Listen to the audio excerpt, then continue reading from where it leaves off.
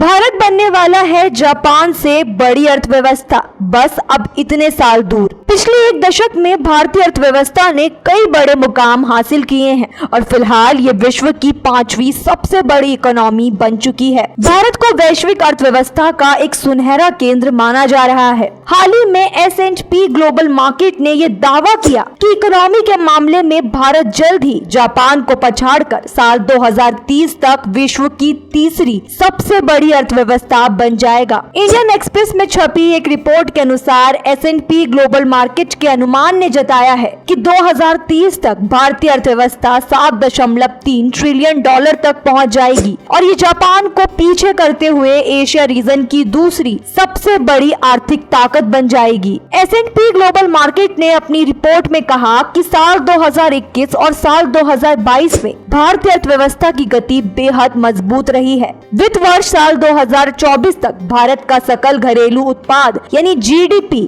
6.2% से लेकर 6.3% के बीच रहने की उम्मीद है। ऐसे में वैश्विक स्तर पर भारत दुनिया की सबसे ज्यादा तेजी से बढ़ने वाली अर्थव्यवस्थाओं की लिस्ट में आ जाएगा। वहीं अप्रैल से जून की तिमाही में भारत की GDP 7.8% रही है। यहाँ ध्यान देने वाली बात यह है कि पिछले कुछ सालों में देश में विदेशी निवेश बढ़ा है। ऐसे में इसका असर अब अर्थव्यवस्था पर दिख रहा है। वहीं आपको बता दे, भारत जर्मनी को भी पछाड़ देगा। इस रिपोर्ट में ये भी दावा किया गया है कि जापान के अलावा भारत जर्मनी को भी साल 2030 तक पीछे छोड़ देगा। फिलहाल बात करें साल 2022 की, तो साल 2022 में भारत की GDP 3.5 ट्रिलियन डॉलर की है, जो साल 2030 तक बढ़कर 7.3 ट्रिलियन डॉलर तक पहुंच जाएगी। इस रिपोर्ट में भारतीय अर्थव्यवस्था में तेजी के पीछे बढ़ती घरेलू डिमांड को जिम्मेदार बताया गया है। विश्व की सबसे बड़ी अर्थव्यवस्था अमेरिका की बात करें तो इसकी GDP 25.5 ट्रिलियन डॉलर की है। वहीं 18 ट्रिलियन डॉलर इकोनॉमी साइज के साथ